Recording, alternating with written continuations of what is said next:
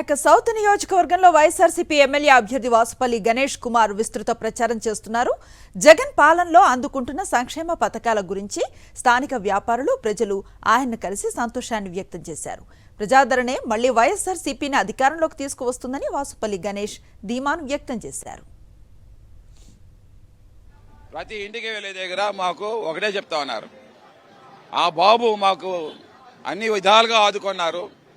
ఈరోజు మేమేమో ఓటేసి మళ్ళీ ఇంకొక 5 సంవత్సరాలు అతన్ని గెలిపించుకుంటాము, ఇది మా మాటగా అని చెప్పేసి ప్రతి 10 ఇళ్లలో 8 ఇళ్లు మాకు ఆశీర్వదించి పంపిస్తా ఉన్నారన్నమాట. పశ్చిమ గోదావరి జిల్లా భీమవరం మండలంలో పలు గ్రామాల్లో ప్రభుత్వ విప్ ఎమ్మెల్యే గ్రంథి శ్రీనివాస్ ఆటోలో ఎన్నికల ప్రచారం చేశారు. అన్ని వర్గాల ప్రజలు పూలతో స్వాగతం పలుకుతున్నారు. భీమవరం నియోజకవర్గంలో ఎమ్మెల్యే గ్రంథి శ్రీనివాస్ చేసిన అభివృద్ధి మళ్లీ గెలిపిస్తుందని ఆయన ధీమాను వ్యక్తం చేశారు. అలాగే ప్రతి ఇంటికి సంక్షేమాన్ని అందిస్తూ ఉన్న వైఎస్ జగన్ మరోసారి సీఎంను చేసేందుకు ప్రజలు సిద్ధంగా ఉన్నారన్నారు గ్రంథి శ్రీనివాస్.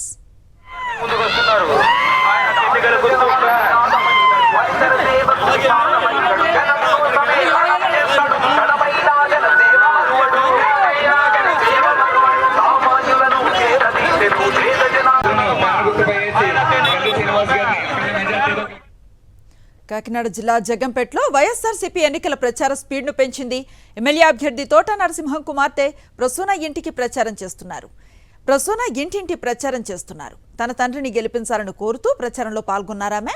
వైఎస్ జగన్ ను మళ్లీ గెలిపించుకుంటే సంక్షేమ ఫలాలు ప్రతి గడపకు కొనసాగుతాయని ఓటర్లకు వివరిస్తూ వైఎస్ఆర్సీపీని భారీ మెజారిటీతో గెలిపించాలని కోరారు.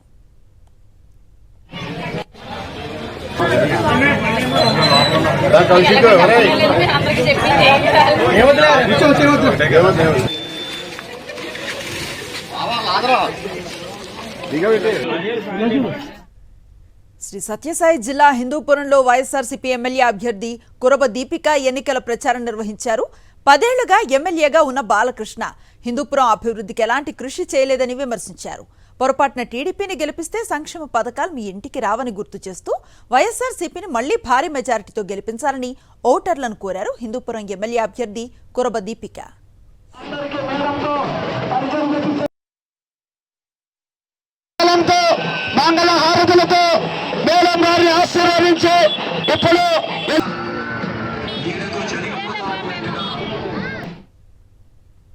సంక్షేమం, అభివృద్ధి లక్ష్యంగా వైఎస్ జగన్ జనరంజక పాలన చేశారని కనిగిరి వైసీపీ ఎమ్మెల్యే అభ్యర్థి దద్దాల నారాయణ యాదవ్ అన్నారు. ప్రకాశం జిల్లా హనుమంతునిపాడు మండలంలో ఆయన ఎన్నికల ప్రచారం నిర్వహించారు. పలు గ్రామాల్లో ప్రజలు వైఎస్ఆర్సీపీ అభ్యర్థులకు పూల దండలతో ఘనంగా స్వాగతం పలికారు. ఈ ప్రజాదరణే మరోసారి వైసీపీకి భారీ విజయాన్ని అందిస్తుందని ధీమాను వ్యక్తం చేశారు కనిగిరి ఎమ్మెల్యే అభ్యర్థి దద్దాల నారాయణ.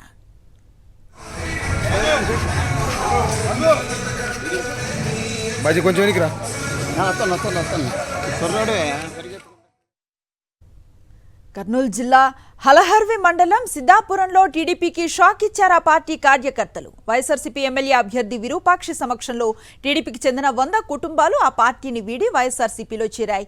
రాష్ట్ర అభివృద్ధి వైఎస్ జగన్తోనే సాధ్యమని కళ్లారా చూసి వైసీపీలో చేరామని తెలిపారు.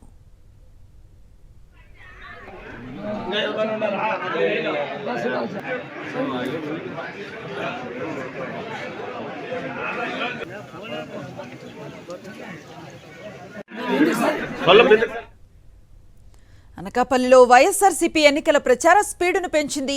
మాడుగుల ఎమ్మెల్యే అభ్యర్థి అనురాధ పలుచోట్ల బైక్పై వెళ్లి ఎన్నికల ప్రచారం చేస్తున్నారు. చెరువు పనులు చేస్తున్న కూలీలను కలిసి సమస్యలను తెలుసుకున్నారు.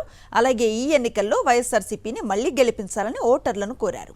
ఎంపీగా తన తండ్రి బూడి ముత్యాల నాయుడిని గెలిపిస్తే అనకాపల్లి మరింత అభివృద్ధి చెందుతుందని ఓటర్లకు వివరిస్తూ ఎన్నికల ప్రచారంలో దూకుడు పెంచారు. ఇప్పటికే ఎన్నో సేవలు అందించడం జరిగింది. మీరు అదొకటే గుర్తుపెట్టుకోవాలి. మీ ప్రతి కష్టంలోనే మేము ఉంటాము.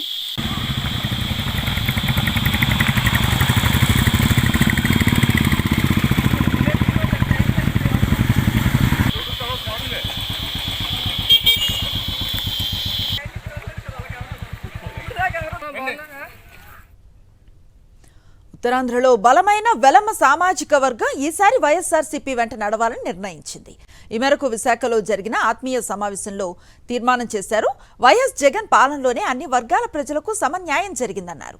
వెలమలకు ప్రాధాన్యతనిచ్చిన జగన్ కు ఈ ఎన్నికల్లో మద్దతునివ్వడం ద్వారా ఉత్తరాంధ్ర మరింత అభివృద్ధి చెందుతుందన్న ఆశాభావాన్ని వ్యక్తం చేసింది వెలమ సామాజిక వర్గం.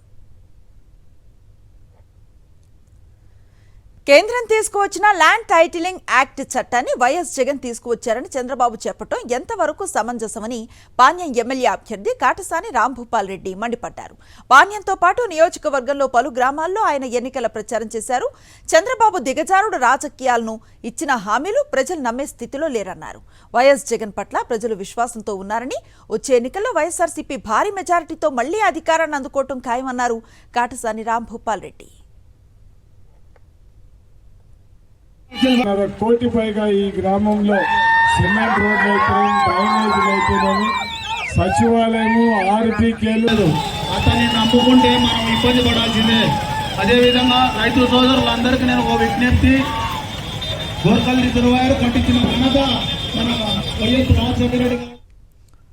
సర్వేపల్లిలో ఎమ్మెల్యే అభ్యర్థి కాకాని గోవర్ధన్ రెడ్డి ఎన్నికల ప్రచారం నిర్వహించారు.